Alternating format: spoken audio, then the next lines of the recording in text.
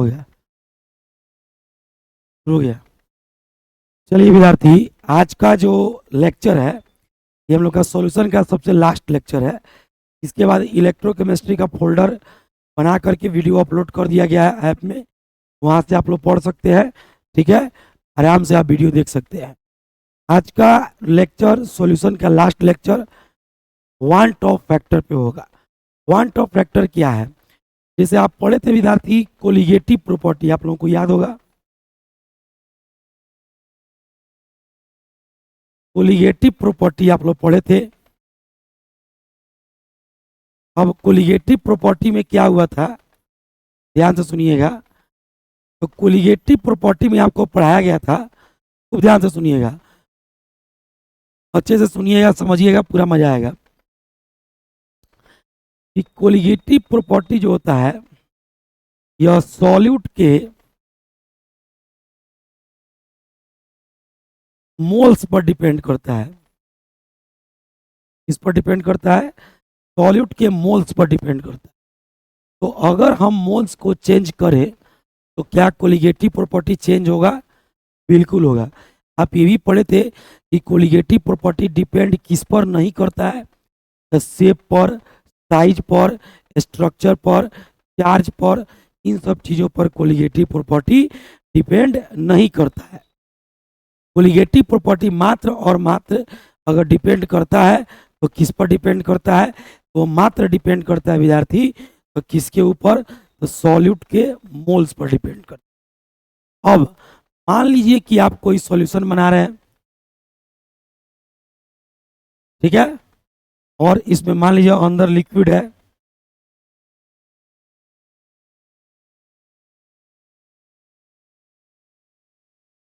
अब आप क्या किए कि इसमें आप NaCl डाल रहे हैं।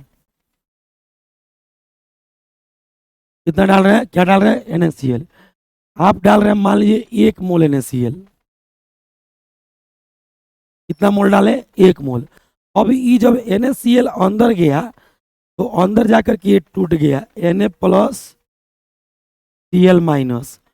तो भाई बाहर से कितने पार्टिकल्स गए थे? 1। अंदर जाके कितना हो गया? 2। तो आपको ये सर चार्ज भी तो आ गया। तो आपको पहले ही बोले थे कोलिगेटिव प्रॉपर्टी को बस संख्या से मतलब है, उसको चार्ज से, शेप से, स्ट्रक्चर से, इन सब चीज़ों से मतलब बिल्कुल नहीं है, बिल्कुल नहीं है। सिंपल समझिए। मान लीजिए अंदर जाकर के पार्टिकल्स हो गया 2, बाहर से आप डाले थे 1, तो आपसे कोई पूछेगा कोलिगेटिव प्रॉपर्टी का मान कितना होगा, तो आप तो निकालिएगा 1 के अनुसार, क्योंकि आप कितना डाले थे? 1। आप अंदर कितने पार्टिकल्स डाले थे? 1। तो आप सॉल्यूट का मोल कितना लीजिएगा? 1। अंदर जाकर टूट के पार्टिकल कितना हो गया? 2। तो कोलिगेटिव प्रॉपर्टी का वैल्यू कितना के अनुसार आएगा? 2 के अनुसार। तो आप जो सोच रहे होंगे वह 1 के अनुसार, इसको कहते हैं ऑब्जर्व वैल्यू। ऑब्जर्व वैल्यू, ठीक है। और जो वास्तव में आएगा वह एक्चुअल में अंदर जाकर के 2 हो गया है, तो कोलिगेटिव प्रॉपर्टी का मान जो आएगा वो 2 के अनुसार निकालेंगे। क्यों? क्योंकि हम कोलिगेटिव प्रॉपर्टी का वैल्यू सॉल्यूट के मोल पर डिपेंड करता है। अंदर जाके सॉल्यूट टूट गया है और टूट करके 2 हो गया है, तो 2 हो गया तो कहीं ना कहीं हम बात करेंगे तो हम मोलों की संख्या 2 रख के निकालेंगे। अगर ये टूट के 3 हो गया रहता तो 3 रख के निकालते, तो रियल वैल्यू तो 2 के अनुसार आएगा। तो विद्यार्थी जो रियल वैल्यू आएगा वो कितना के अनुसार आएगा? 2 के अनुसार। इसको कहेंगे एक्चुअल वैल्यू। क्या कहेंगे? Actual value.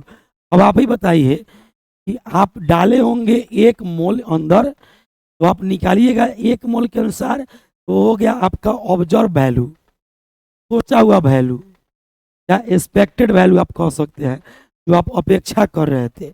आएगा कितने अंक अनुसार? 2 के अनुसार आएगा, क्योंकि अंदर टूट करके 2 हो गया है, तो हो गया रियल वैल्यू, एक्चुअल वैल्यू। तो विद्यार्थी अब आप बताइए कि जब कोलिगेटिव प्रॉपर्टी सॉल्यूट के मोल पर डिपेंड कर रहा है, तो जब सॉल्यूट के मोल अंदर जाकर के टूट जाए, यानी कि टूटने को कहते हैं डिसोसिएशन। टूटने को क्या कहते हैं? डिसोसिएशन। और मान लीजिए कि बाहर से हम 4 को डालें अंदर जाके जुट के एक के वो हो जाए, तो अब भी कोलिगेटिव प्रॉपर्टी चेंज हो जाएगा, तो अब भी चेंज हो जाएगा। क्यों? तो डाले थे 4 के अनुसार, तो निकालेंगे 4 के अनुसार, और क्योंकि अंदर चारों जुड़ करके एक हो गया है, रियल वैल्यू 1 के अनुसार आएगा, तो 4 हो गया विद्यार्थी ऑब्जर्व वैल्यू, या आप कह सकते हैं एक्सपेक्टेड वैल्यू। और चूंकि अंदर चारों जुड़ करके एक हो गया है, तो एक के अनुसार निकलेगा कोलिगेटिव प्रॉपर्टी, तो हो जाएगा एक्चुअल वैल्यू। आपको समझना है कि अगर सॉलिड के मॉलिक्यूल अंदर जाकर के टूट जाए, या फिर सॉलिड के मॉलिक्यूल अंदर जाकर के जुट जाए, टूटने को कहते हैं एसोसिएशन। एसोसिएशन माने संयोजन।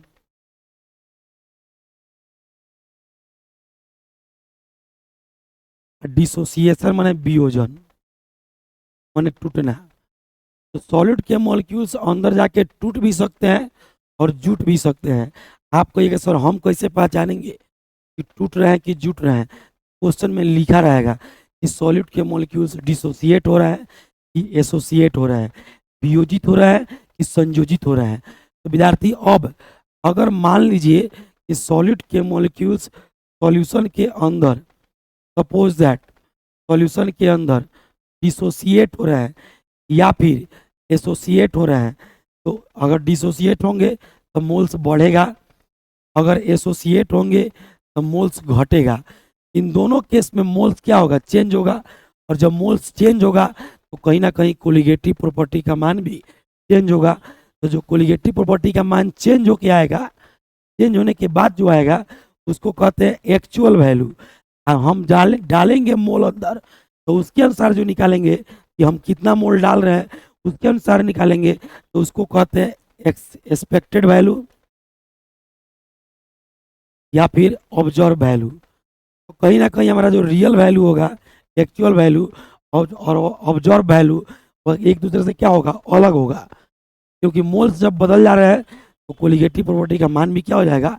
बदल जाएगा।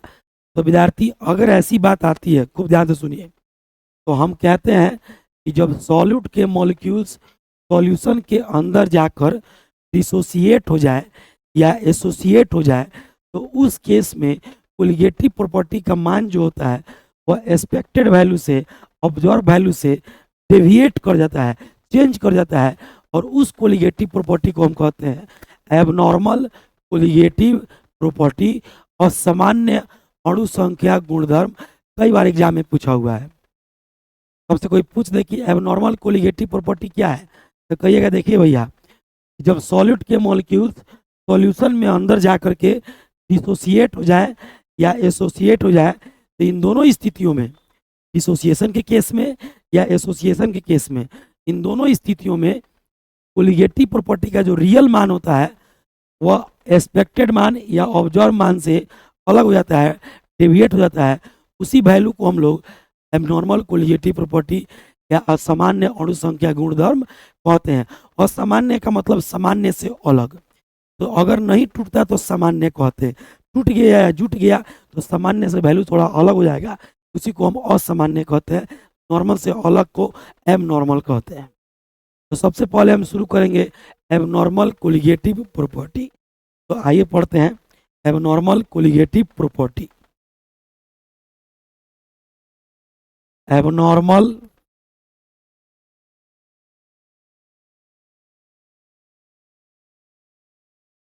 कोलिगेटिव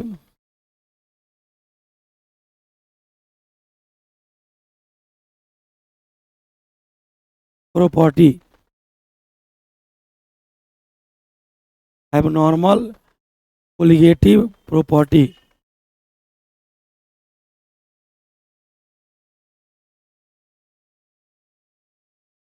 असामान्य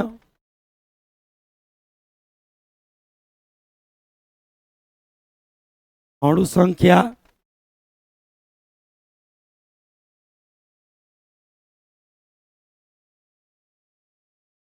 गुणधर्म।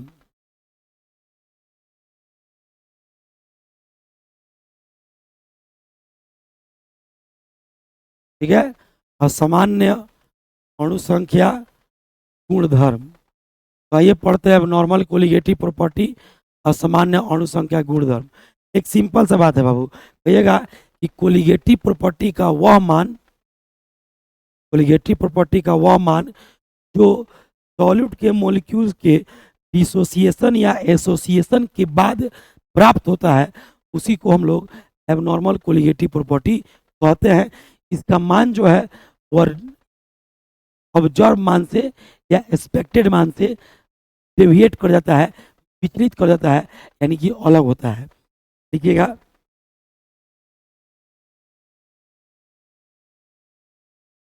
The value of colligative property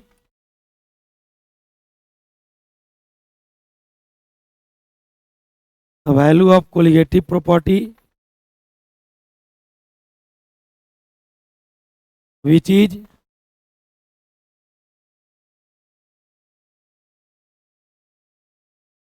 obtained after dissociation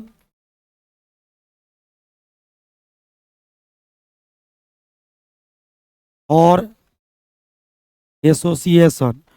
जब डिसोसिएशन होता है तो एसोसिएशन नहीं, जब एसोसिएशन होता है तो डिसोसिएशन नहीं।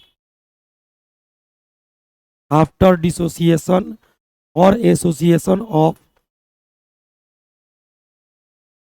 Solute molecules in solution. Dissociation या एसोसिएशन कहाँ होता है? तो सॉल्यूशन में होता है। Then that colligative property is called,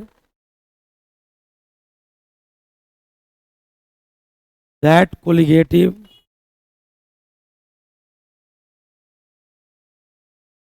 property is called abnormal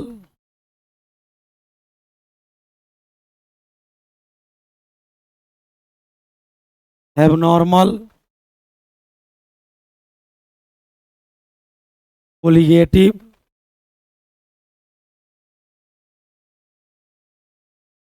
property. हुआ है, एक लाइन पहले समझ लीजिए तब आप लोग नोट कीजिएगा। सिंपल बात समझिएगा। मान लीजिए आपको जाना है मोतिहारी से बेतिया, 50 किलोमीटर की दूरी है। सपोज दैट आप चले, तो आप माइंड कर लिए कि चलो हमको 500 का तेल लगेगा, तो आप वो हो गया, आप जो सोच रहे हैं वो 500 वो एक्सपेक्टेड हो गया, आपकी अपेक्षा हो गई, आपकी कल्पना हो गई।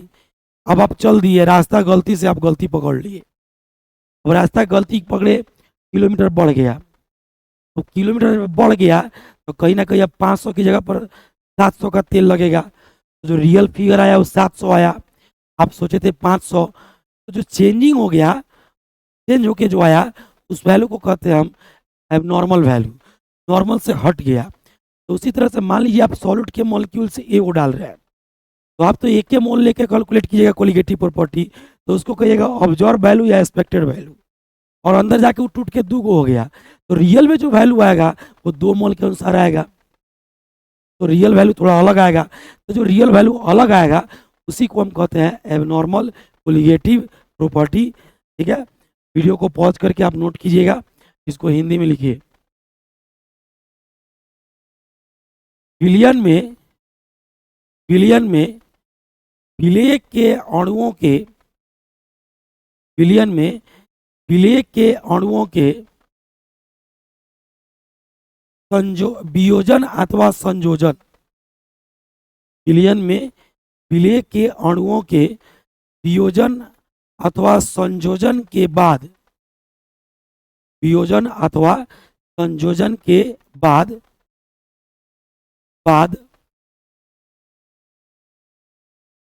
प्राप्त अणु संख्या गुणधर्म के मान को ही विलियन में विलेय के अणुओं के वियोजन अथवा संयोजन के बाद प्राप्त अणु संख्या गुणधर्म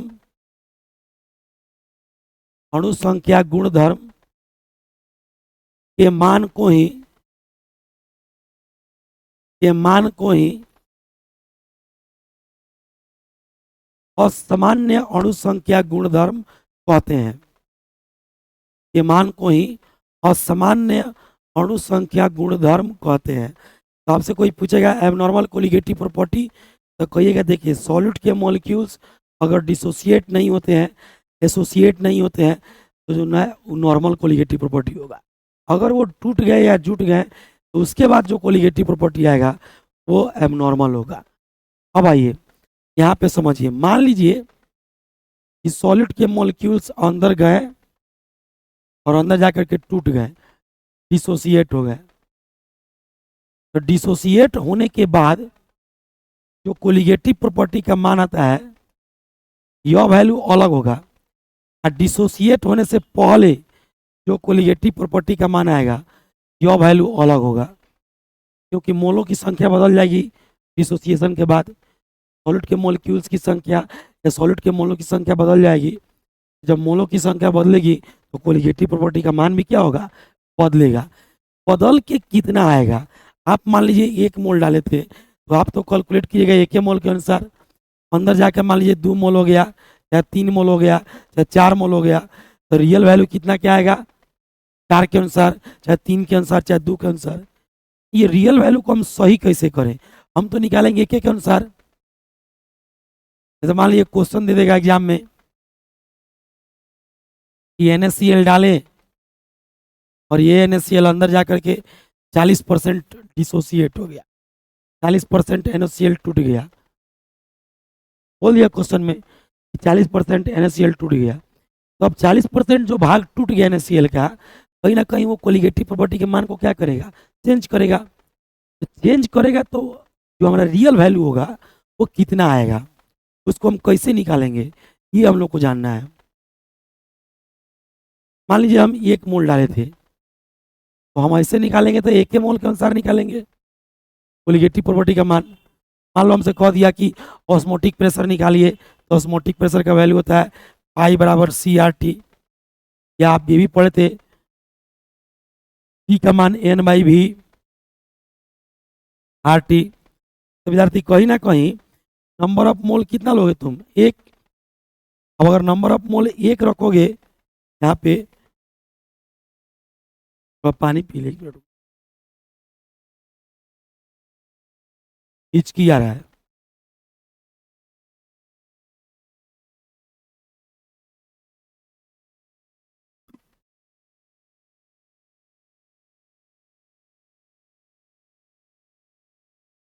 समझिए, अगर आप नंबर ऑफ मोल यहाँ 1 रखिएगा, कोलिगेटिव प्रॉपर्टी का मान 1 के अनुसार आएगा।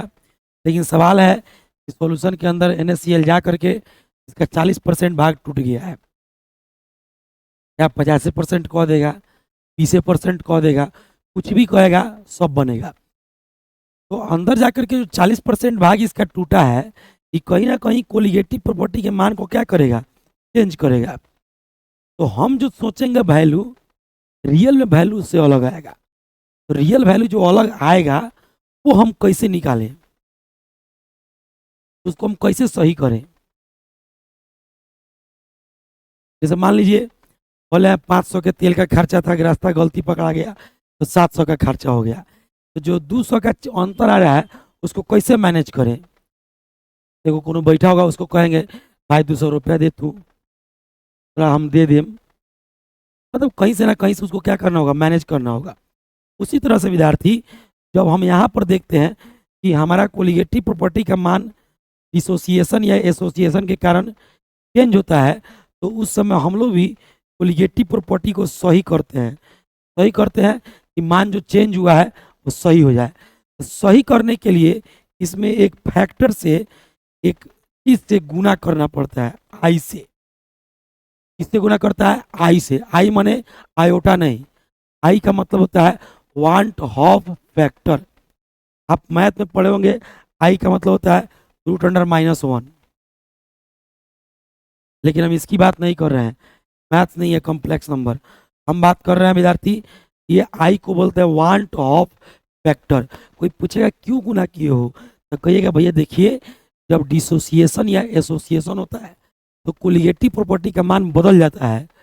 तो बदला हुआ मान कितना होगा, सही वैल्यू कितना होगा, उसको कैलकुलेट करने के लिए हम एक फैक्टर से गुना करते हैं, जिसको हम कहते हैं वांट ऑफ फैक्टर। तो कोई पूछेगा वांट ऑफ फैक्टर क्या है, तो कहिएगा वांट ऑफ फैक्टर जो है वो वह फैक्टर है जिसका यूज डिसोसिएशन या एसोसिएशन के केस में कोलिगेटिव प्रॉपर्टी का सही मान प्राप्त करने के लिए एक्सपेक्टेड मान में गुना किया जाता है। मान लीजिए कि आप 1 मोल मिलाए थे, तो अगर आप कैलकुलेट करते कि ना हमको कोलिगेटिव प्रॉपर्टी कैलकुलेट करना है, तो आप सॉल्यूट का मोल कितना लेते, 1 मोल।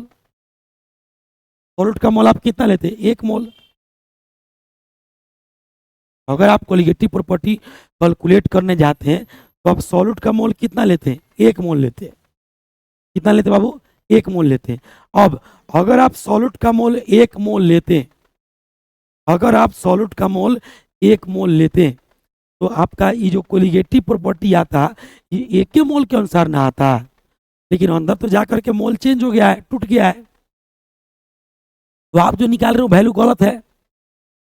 तो सही वैल्यू कैसे निकालिएगा, तो सही वैल्यू कैलकुलेट करने के लिए ये जो आप निकाल रहे हैं इसको कहते हैं एक्सपेक्टेड वैल्यू। 1 मोल रख के निकालिएगा, इसको कहते हैं एक्सपेक्टेड वैल्यू। आपका वैल्यू सही नहीं है, आपके एक्सपेक्टेड वैल्यू में है। सही वैल्यू कैसे निकालिएगा, तो उसी के लिए एक्सपेक्टेड वैल्यू में आई से गुना करते हैं। जब का एक्सपेक्टेड वैल्यू आ रहेगा उस पर खाली वांट ऑफ फैक्टर से गुना कर दीजिएगा तो सही वैल्यू आ जाएगा। तो आप कहिएगा सर वांट ऑफ फैक्टर का मान कितना होगा, कितना से गुना करेंगे, आई के वहाँ कुछ मान होता है क्या, बिल्कुल होता है, सीखिएगा। आगे ध्यान दीजिए, सबसे पहले आपको पढ़ा देते हैं कि वांट ऑफ फैक्टर होता क्या चीज़ है। तो क्या कहेंगे, वह फैक्टर जिसका यूज कोलिगेटिव प्रॉपर्टी के मान एक्सपेक्टेड मान में गुना करके सही मान को, रियल मान को प्राप्त किया जाता है, उसी फैक्टर को हम वांट ऑफ फैक्टर के नाम से जानते हैं। हेडिंग डालिए, want of factor.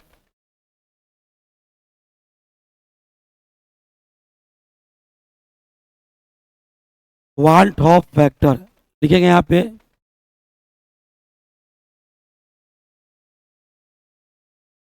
The factor which is used to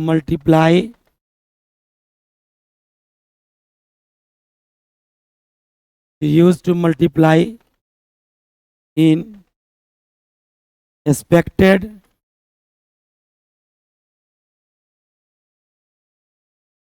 इन नहीं लिख के यहाँ पे विथ लिख लीजिएगा।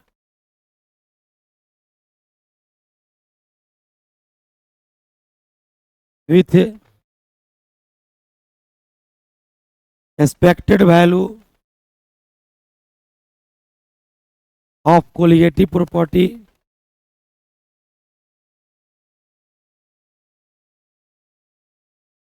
expected value of colligative property to obtain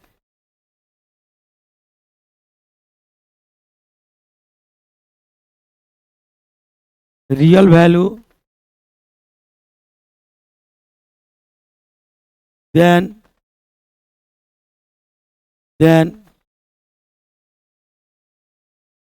that factor is called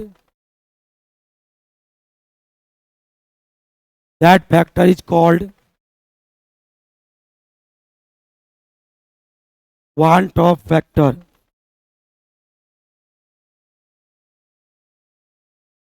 That factor is called want of factor। अगर आप चेंज करके लिखिएगा, इट इज डिनोटेड बाई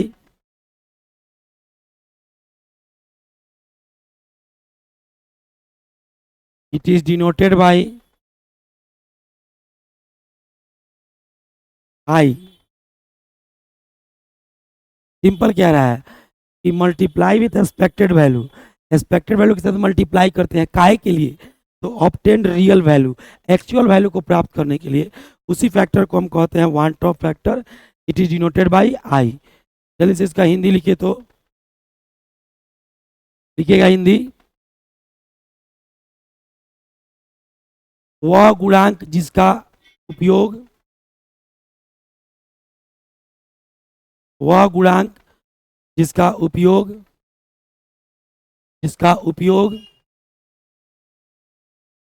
अणु संख्या गुणधर्म के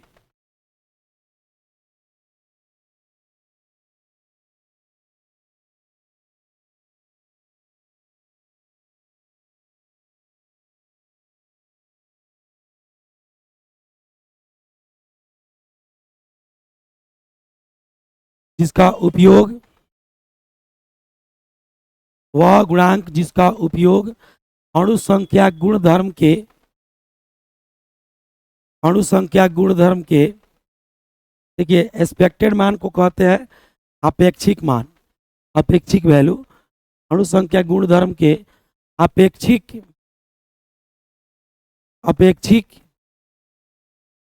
मान में गुणा करके अणु संख्या गुणधर्म के अपेक्षिक मान में गुणा करके अपेक्षा करना माने आशा करना, जो हम अपेक्षा कर रहे हैं कि ये आना चाहिए वो गलत है, जो रियल में आना चाहिए वो सही है। तो क्या करा है कि वह गुणांक जिसका उपयोग अणु संख्या गुणधर्म के अपेक्षिक मान में गुणा करके अणु संख्या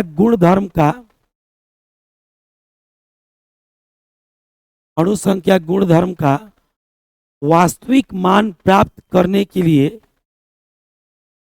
अणु संख्या गुणधर्म का वास्तविक मान प्राप्त करने के लिए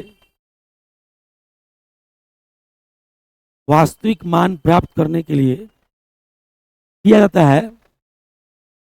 जाता है उसी गुणांक को वांट हॉफ गुणांक कहते हैं। उसी गुणांक को वांट हॉफ गुणांक कहते हैं। वांट हॉफ ऐसे लिखेंगे, इसे हम पहले ही बता चुके हैं आप लोगों को। वांट हॉफ गुणांक कहते हैं। पूर्ण विराम देके पैराग्राफ चेंज करके लिखिएगा, इसे आई से सूचित किया जाता है। इसे आई से सूचित किया जाता है। तो विद्यार्थी आपको ये समझना है कि जो हम मान निकालेंगे ना, जो हम सोच के निकालेंगे वो एक्सपेक्टेड वैल्यू होगा, और टूटने के बाद जो मान आएगा, चाहे जुटने के बाद जो मान आएगा वो रियल वैल्यू होगा। तो रियल वैल्यू कैसे निकालें, उसके लिए हम एक्सपेक्टेड वैल्यू में एक फैक्टर से गुना करते हैं आई से, उसी को हम वन टॉप फैक्टर के नाम से जानते हैं। यानी कि अगर हम एक्सपेक्टेड वैल्यू में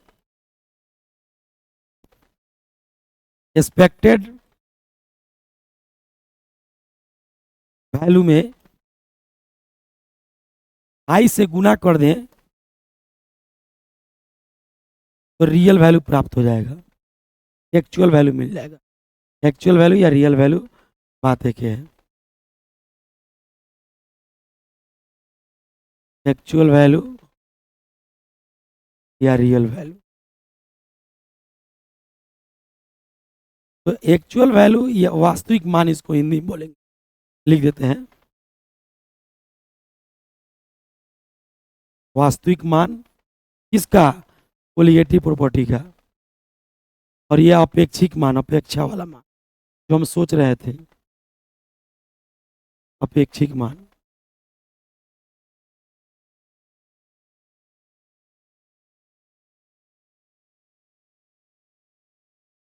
याद रखना है दिमाग में कि जो एक्सपेक्टेड वैल्यू है, एक्सपेक्टेड वैल्यू को अगर आई से गुना कर दें तो रियल वैल्यू निकल जाएगा, एक्चुअल वैल्यू निकल जाएगा। ये आई जो है ये आपके कोलिगेटिव प्रॉपर्टी के मान को क्या करता है, सही करता है। तो और लोग यही लिखा देते हैं आई बराबर रियल वैल्यू बटा एक्सपेक्टेड वैल्यू। आई चूंकि गुना है ना, तो जाकर भागा हो जाता है, लेकिन इससे कोई नहीं निकलेगा आई का मान। आई निकाल के दिखाते हैं, पर आई का मान जानिएगा, भाई आई का मान जानिएगा तब तो ने एक्सपेक्टेड वैल्यू में गुना करके रियल वैल्यू निकालिएगा। आई का मान निकालिए कैसे, भी तो खाली आप जाने है कि आई होता क्या है। अब जानिए कि आई का मान निकलेगा कैसे, तो इसको नोट कीजिए, वीडियो को पॉज करके इसको नोट कर लीजिएगा, आगे चलते हैं। आई का मान निकलेगा कैसे उसको देखते हैं। आई का मान कैसे निकालेंगे, तो डिसोसिएशन के केस में आई अलग तरीके से निकलता है, एसोसिएशन के केस में आई अलग तरीके से निकलता है। ठीक है, दोनों के केस में अलग अलग तरीका है। सबसे पहले जानिए इन केस ऑफ डिसोसिएशन।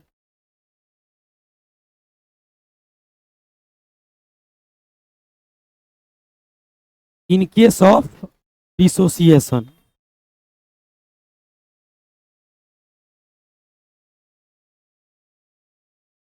वियोजन की स्थिति में, अगर क्वेश्चन में कहता है कि वियोजन हो रहा है तो आप आई का मान कैसे निकालिएगा, यही आपको देखना है।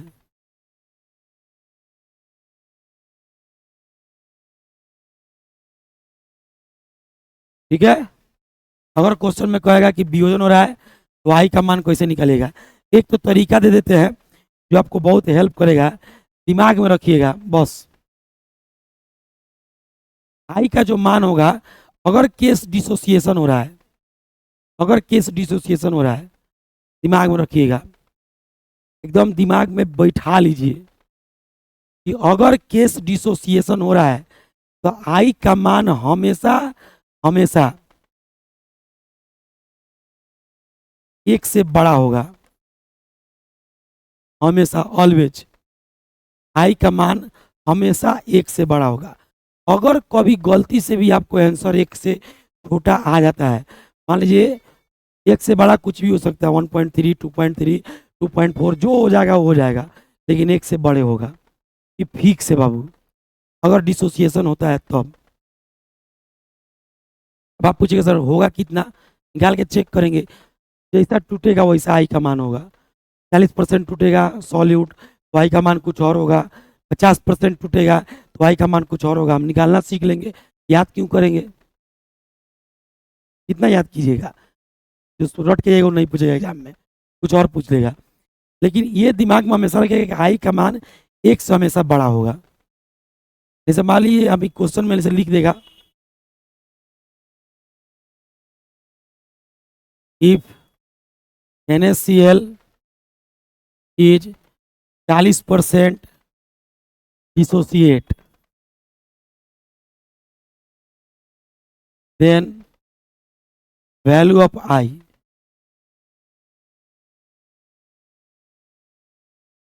अगर NaCl 40% टूटता है तो I का मान क्या होगा। अगर NaCl 40% टूटता है तो I का मान क्या होगा, पूछ देगा एग्जाम में क्वेश्चन, कैसे निकालिएगा, एकदम सिंपल समझिए, एकदम आसानी से समझिए। ठीक है, आई का मान निकालिए कैसे, उसको देखिए। आई निकालने का एक तरीका होता है, आई बराबर होता है 1 + n-1 इंटू अल्फा। क्या सॉरी, ये क्या है होगा, देखो आपको क्या करना है, दो चीज पर ध्यान देना है। 1 और 1 तो आप समझ ही रहे हैं, इसमें दो चीज आपको दिख रहा है, एन और एक चीज दिख रहा है अल्फा। तो अल्फा जो है ना भाई, अल्फा क्वेश्चन में जो परसेंटेज दिया रहेगा 40% टूट रहा है, तो अल्फा का मान लिखा था परसेंटेज बटा 100। अल्फा को हम कहते हैं, पहले अल्फा के बारे में समझा दे रहे, अल्फा को कहते हैं degree of dissociation, degree of dissociation, वियोजन की डिग्री। इसको निकालना कैसे अल्फा का मान, तो अल्फा निकालने के लिए कुछ करना नहीं है, कि परसेंटेज बटा 100 लिख देना है, परसेंटेज बटा 100।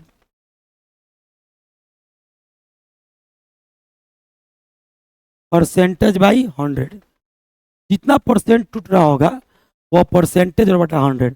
जैसे इसमें कह रहा है 40% टूट रहा है तो 40 बटा 100 0.4 हो जाएगा। उस समय कहेगा 60% टूट रहा है तो 60 बटा 100, जितना परसेंट टूट रहा होगा उतना बटा 100, दैट इज कॉल्ड अल्फा। तो अल्फा तो समझ में आ गया। अब आता है एन क्या है सर, एन जो होगा एन, इसको कहते हैं नंबर ऑफ आयन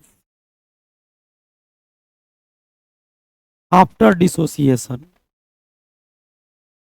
समझा रहे हैं इसको, number of ion after dissociation.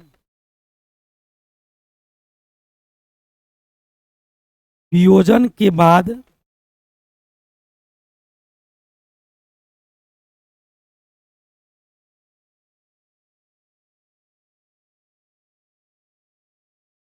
Ion की कुल संख्या, वियोजन के बाद आयन की कुल संख्या। ये बात सर समझ में नहीं आया, एन का मतलब समझा रहे हैं। जैसे मान लीजिए इसमें क्या बोला था कि NaCl टूट रहा है, तो NaCl को तोड़ लीजिए। NaCl टूटता है तो Na प्लस Cl माइनस, कै गो आयन टूटा, एगो Na का एगो Cl का। सोडियम का कै गो आयन है, एगो। क्लोरीन का भी कै गो आयन है, एगो। दो गो आयन टूट गया तो N का मान हो जाएगा 2। एकदम ईजी है विद्यार्थी।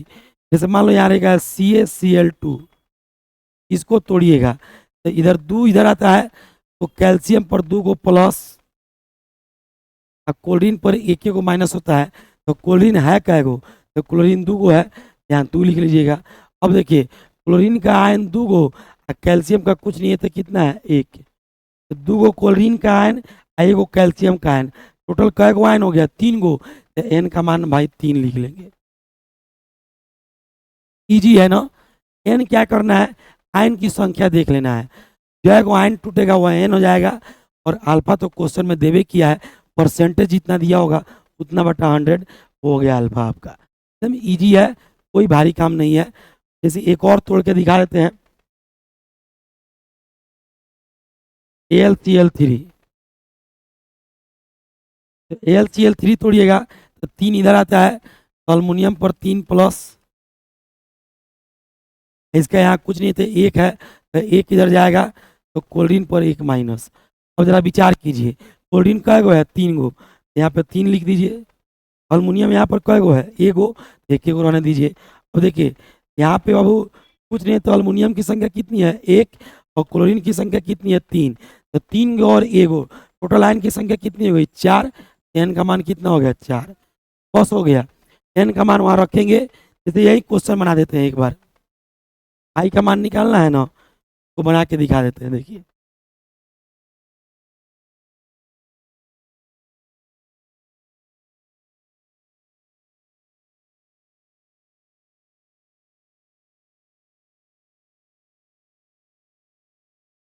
कह रहा है कि if NaCl is 40% dissociate then value of i. यहाँ पे हिंदी में लिख देते हैं, यदि NaCl 40%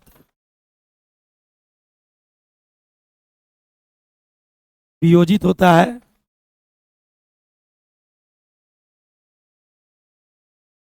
तो आई का मान क्या होगा। आई का मान क्या होगा। अगर समझ गए हैं तो वीडियो को पॉज कर लीजिएगा, और पॉज करके बना के कमेंट जरूर कीजिएगा। और देखिए अब हम बना रहे हैं, आई का मान निकालना है। सबसे पहले आई का फॉर्मूला लिख दीजिए, आई बराबर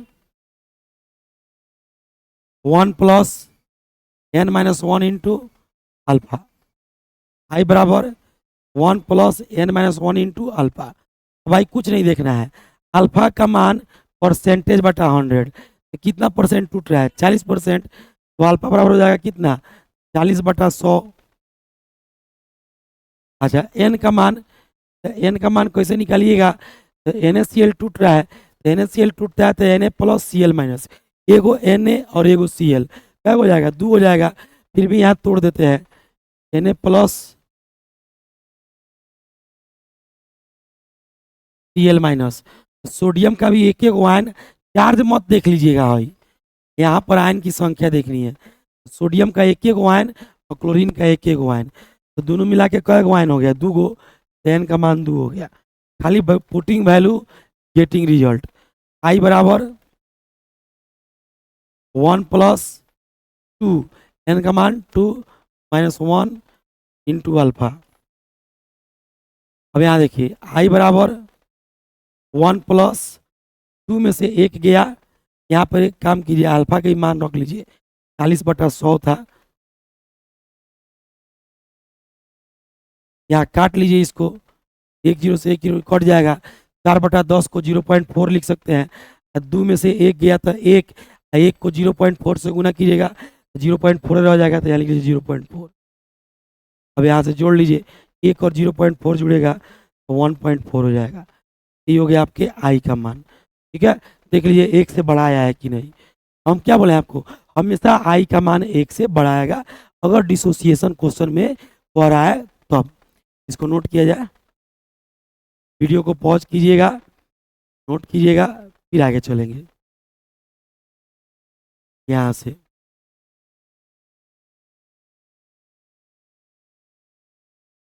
चलिए वीडियो को पॉज करके नोट कीजिएगा।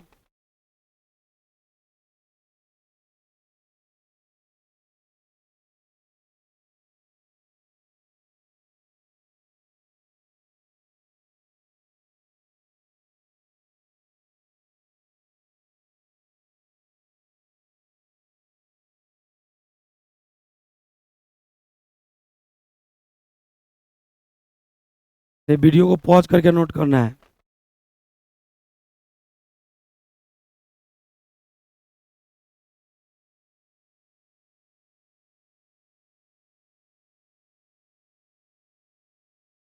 एक क्वेश्चन दे देते हैं, आप लोग जो है बना करके और कमेंट कीजिएगा कि आपको कितना आया।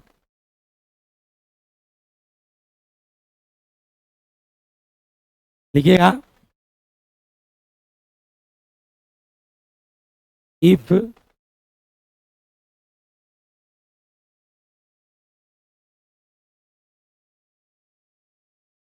CaCl2 is dissociate 30%, then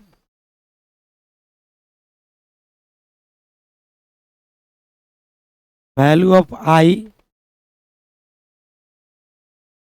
will be,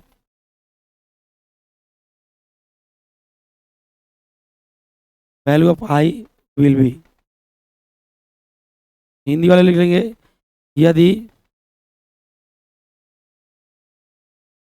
यदि CaCl2 का वियोजन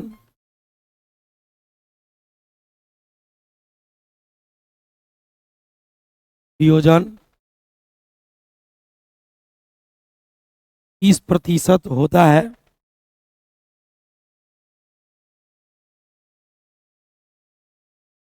तो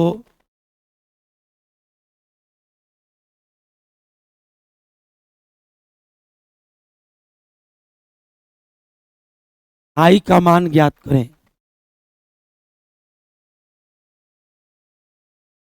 आई का मान ज्ञात करें।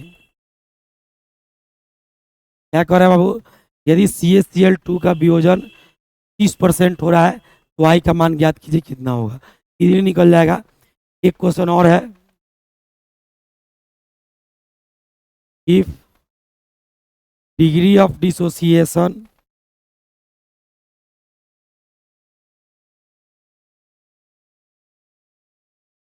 is alpha,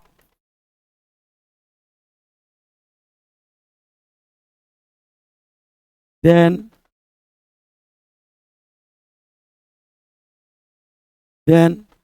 what would be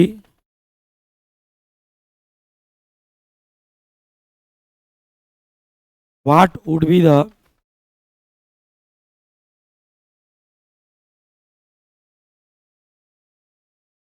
value of I for calcium nitrate. ठीक है, ऑप्शन दे देते हैं, पहले इसका हिंदी लिख देते हैं। ये NO3 का होल 2 के लिए तो कैल्शियम नाइट्रेट पड़ते हैं के लिए आई का मान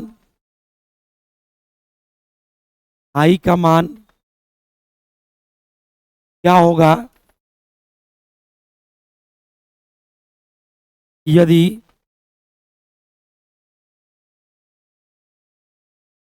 वियोजन की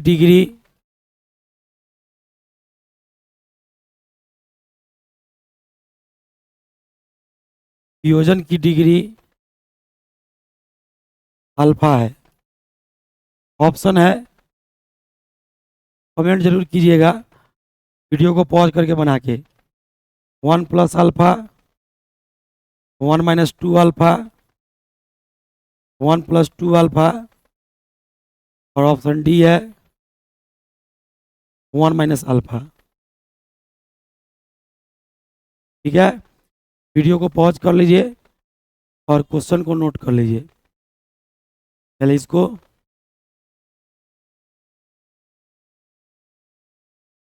अब इसको नोट कीजिए, वीडियो पॉज करके नोट करते चलना है। लास्ट बचा हुआ है 10 मिनट, एसोसिएशन पढ़ाएंगे, चैप्टर फिनिश हो जाएगा पूरा। आइए देखते हैं एसोसिएशन के बारे में। इन केस ऑफ एसोसिएशन होगा जैसे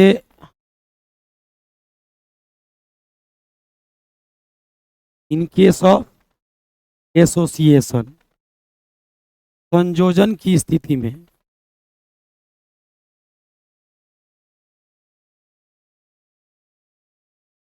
संयोजन की स्थिति में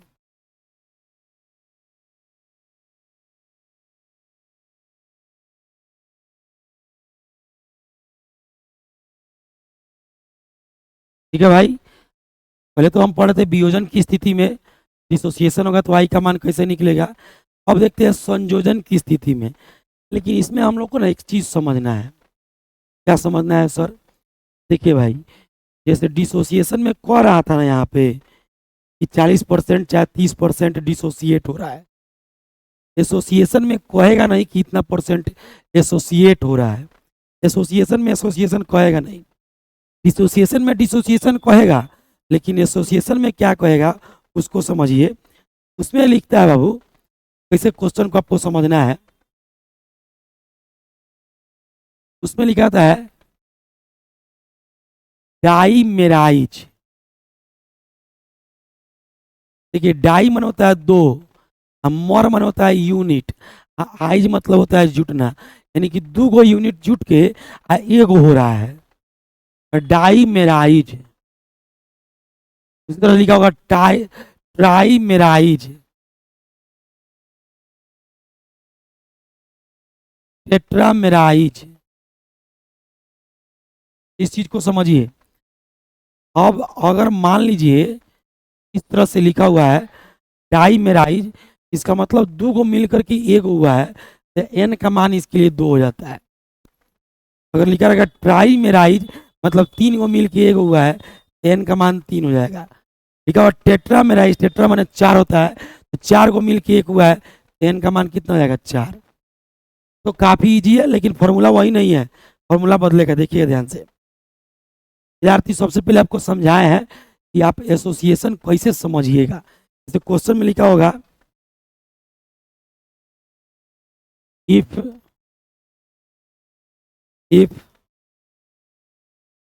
बेंजोइक एसिड इज 40% डाईमेराइज,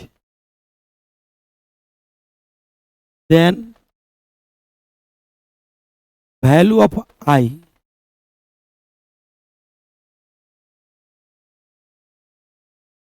इज। जैसे देखिएगा डाईमेराइज ट्राईमेराइज, तो समझिएगा डाई माने दो, और माने यूनिट, आइज मतलब जुटना, मैंने 2 गो यूनिट जुट गया है। ट्राईमेराइज मतलब 3 गो यूनिट जुट गया है। टेट्रामेराइज मतलब 4 गो यूनिट जुट गया है। मतलब आपको क्या करना है कि देखना है कि कितना यूनिट जुटा हुआ है, ठीक है। आपको बस देखना है कितना यूनिट जुटा हुआ है। अब यहाँ देखिए सिंपल कॉन्सेप्ट है, डाइमेराइज देख रहे हैं मतलब 2 यूनिट जुटा हुआ है, जुटा तो एसोसिएशन हुआ। अब एसोसिएशन के केस में कितना परसेंट एसोसिएशन हुआ, 40%। तो इस केस में आई कैसे निकालिएगा, आइए सीखिए यहाँ पे, एकदम आसानी से सीख लेना है। सबसे पहले तो जान लीजिए कि आई का मान हमेशा 1 से छोटा होगा। एसोसिएशन के केस में आई का मान हमेशा ऑलवेज ऑलवेज ऑलवेज 1 से छोटा होगा। अब डिसोसिएशन के केस में आपको निकाल के हम दिखा भी दिए है। अब आएगा कितना देखिएगा,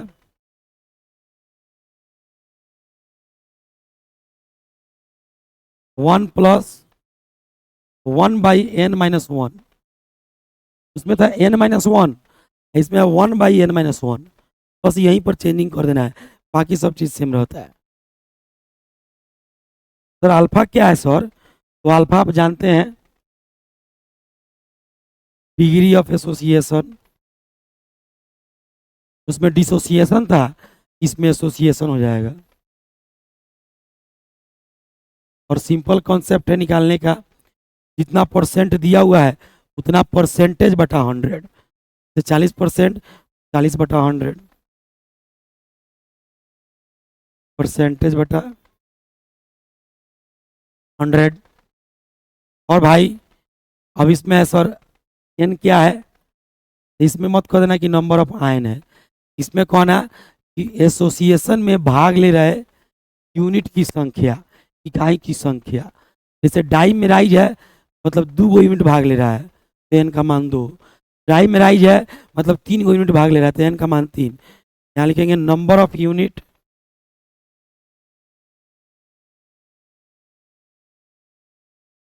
यूनिट पार्टिसिपेट इन एसोसिएशन।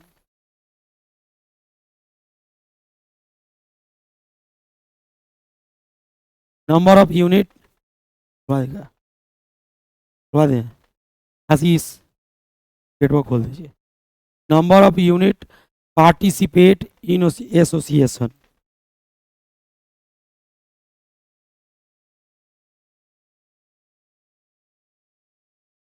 संयोजन में भाग ले रहे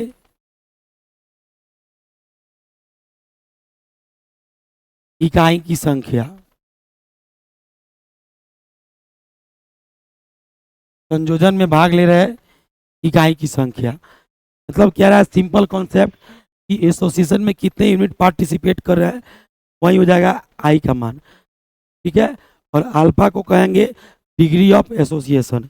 जैसे मान लीजिए यहाँ निकालना है, तो अब यहाँ पे आई कैसे निकालिएगा, क्या कर रहे हैं, आई कैसे निकालिएगा, तो आई बराबर 1 प्लस n-1 इंटू अल्फा, माफ कीजिए ये 1/n होगा। अब यहाँ से केवल वैल्यू पुट करना है, कह रहा है डाइमेराइज, डाइमेराइज कहेगा तो एन का मान कितना हो जाएगा 2, और अल्फा हो जाएगा 40/100। यहाँ से रखिए आई बराबर 1 प्लस 1/2 -1 इंटू 40/100। अल्फा का मान 40% का था, 40/100, एन का मान 2 था। एसोसिएशन केस में ये फॉर्मूला लगता है। अब आएगा आई बराबर 1 प्लस 1/2 में से 1 गया, आधा में से पूरा 1 को घटाइएगा तो आधा बच जाएगा, -1/2 बचेगा, क्योंकि निगेटिव वाला ज़्यादा है पॉजिटिव वाला कम है। यहाँ हो जाएगा आपका कट जाएगा 0.4, 0.4। अब 2 से भाग दीजिएगा 0.4 में, 0.2 आएगा, तो आई बराबर हो जाएगा 1 प्लस माइनस प्लस, इसका कुछ नहीं तो प्लस है तो इसका माइनस प्लस माइनस, 2 से इससे भाग दीजिएगा 0.2 आएगा, 0.2। अभी यह है प्लस माइनस माइनस, यह हो जाएगा 1 माइनस 0.2, हो जाएगा बाबू कितना 0.8, तो आई का मान कितना आ गया 0.8। देखिए 1 से छोटा आया है। हम पहले ही बोले थे कि आई का मान आपका कितना आएगा 1 से छोटा। तो आप एसोसिएशन के केस में भी निकाल सकते हो और डिसोसिएशन के केस में भी निकाल सकते हो। जो डिसोसिएशन में 2 क्वेश्चन दिए हैं उसमें दूसरा पूछा हुआ क्वेश्चन एग्जाम में, ठीक है, इसलिए ऑप्शन दिए हैं। चलिए इसको नोट कर लीजिए, चैप्टर खत्म हो गया। वीडियो को पॉज करके इसको नोट कर लीजिए। वीडियो को पॉज करके इसको नोट कीजिए।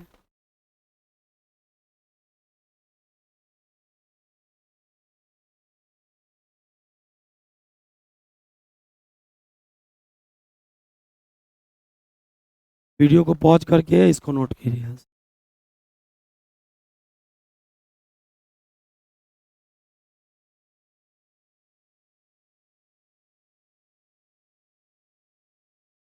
यही आई का मान हो गया।